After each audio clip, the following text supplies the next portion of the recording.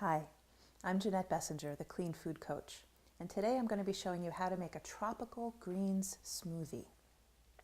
To begin, I like to use a low glycemic load base if possible, and green tea is a wonderful base. It's very tasty and it also is very high in antioxidants.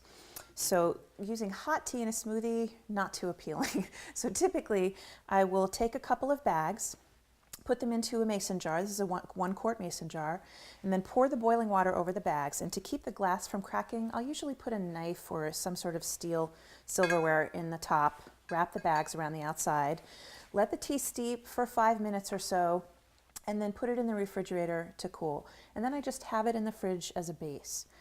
Because this is a tropical smoothie, you may want to add a little bit of coconut water. So coconut water is very sweet. It's also very high in electrolytes.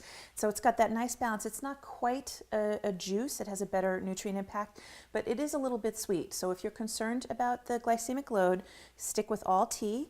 And if not, and you want a little sweeter, lighter touch, use the coconut water.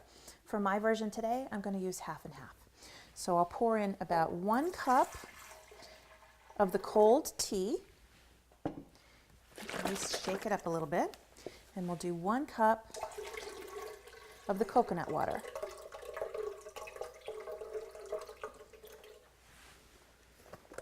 Now, to give it a little more body, a little more of a nutrient kick, a little more richness, I'm going to include 3 tablespoons of hemp seeds.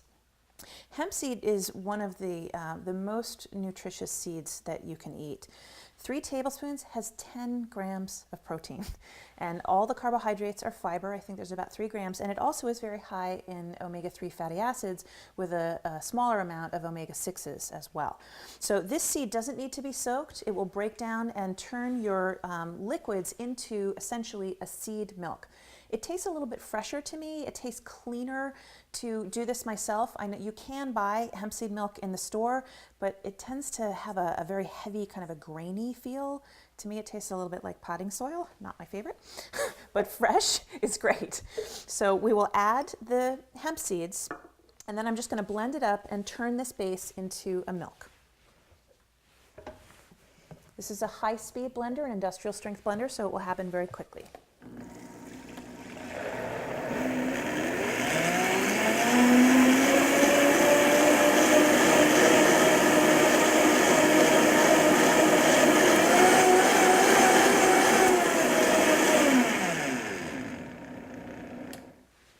When it turns that milky, creamy color, you know that it is ready. Now, one of the most potent ingredients that you can include in your smoothies is dark green leafy vegetables. Now, kale is one of the best. It is extremely high in antioxidants, and kale is also a member of the cabbage family, so you get those cancer protective benefits of the crucifers, which is great. And there's several kinds. The curly kale is very, very fibrous. It's harder to break down when it's raw, but this is called dinosaur kale. It's a smoother, flatter leaf. And the stems are a little bit tricky. The blender can chew them up, but you'll get the sort of vegetative feeling to it. So I like to remove the stems, and then you can either juice them or dice them finely and throw them into a stir fry.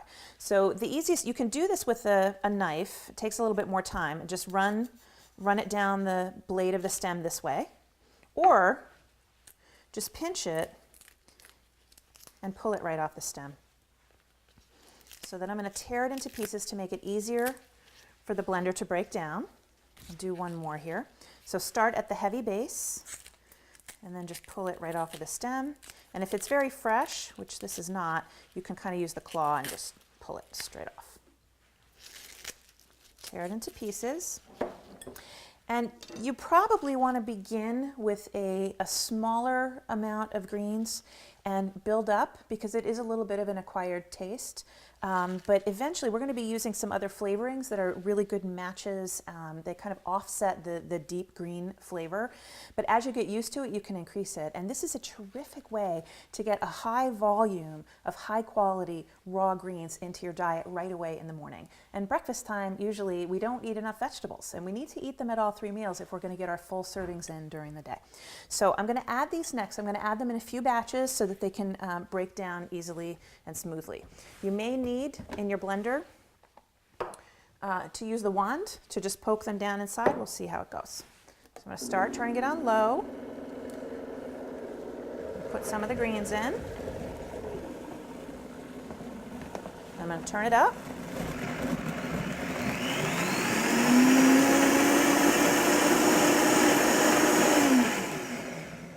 Turn it down. Add a few more.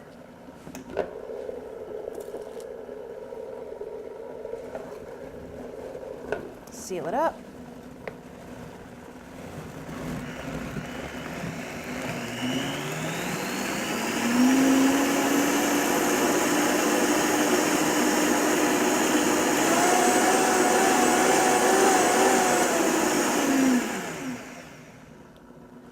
And when it turns that nice Kermit green, you're in great shape. Okay. Now that's not always appealing to children, but because this is tropical, I just get used to calling them the green smoothies, or sometimes the green juices or the green shakes. That just makes it a little bit more appealing. It's beautiful to me, but not to everyone. Now the best thing to include when you're doing green smoothies in your shake is a citrus fruit. So obviously they're very high in vitamin C, but they also have a very strong flavor impact. And the sourness, the strong sourness, offsets that alkaline flavor of the greens really well. You don't have to do this, it's an extra step, but I like to. The zest of the lime gives you a full flavored lime feeling without any calories at all. So this is a simple hasp, a grater, and then I'm just going to run the lime along it. And oh, you can't smell it, but I can. It's just amazing. It smells like my lime tree kind of coming to life. Okay, that's probably enough. So that's a way, even to salads and soups and things like that, it's a way to add a little bit of citrus flavor without any citrus calories. Now what I'm doing now is I'm going to cut away, because it's faster than peeling it, I'm cutting away the peel and the pith, and this is a really big lime, so I'm even taking some of the fruit. Cut it in half, and then I'm going to add the whole lime to the smoothie. And that's going to give it that really bright hit. Okay.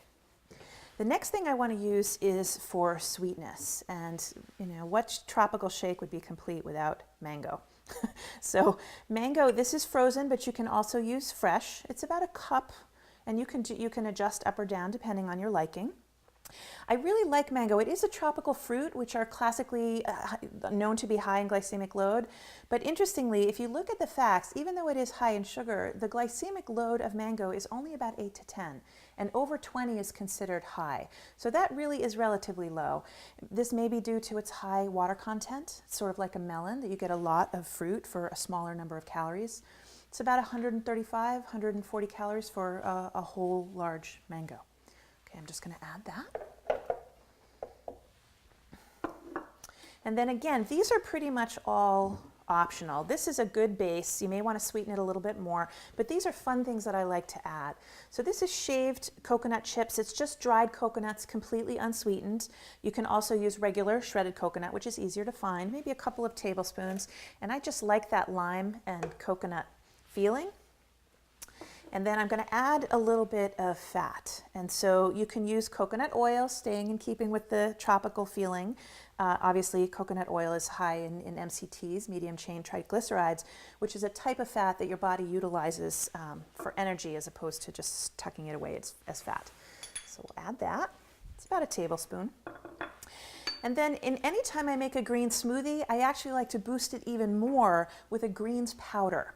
So Poliquin has a primal greens product, which is excellent.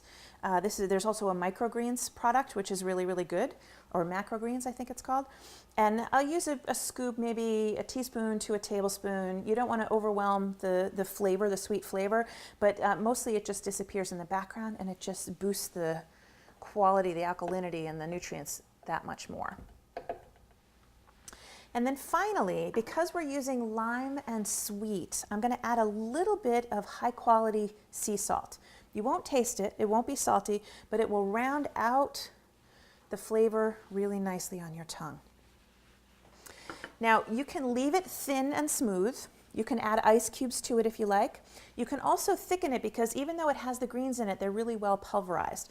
So I'm going to put just a little bit of thickener, and this is soaked chia seeds. It's 1/4 cup of chia seed to 1 cup of water, soaked at least 15 minutes. You can keep that in the fridge. I'm going to use a couple of tablespoons there. The other thing I like to use, because it's already green, is a chunk of fresh avocado. So maybe 1/4 or 1/2 of an avocado. You want to add that at the end because it'll make it very creamy, and you don't want to overblend it. To give it that last hint of sweetness, that last touch of sweetness, try a few drops of New Naturals Vanilla Stevia. It's a stevia with a very sweet flavor, absolutely no glycemic impact whatsoever, and it's got a little hint of vanilla underneath it, which helps to minimize what can sometimes be a bitter taste in stevia. So we'll just use a couple of drops of that, and then we'll blend it all together.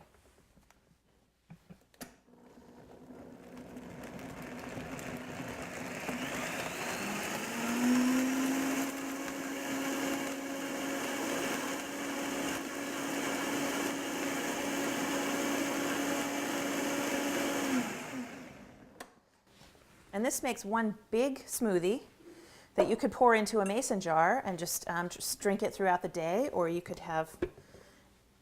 share it. So it makes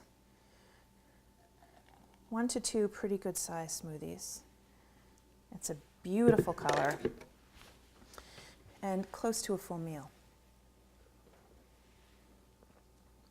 Oh, that tastes so fresh and amazing. Give it a try.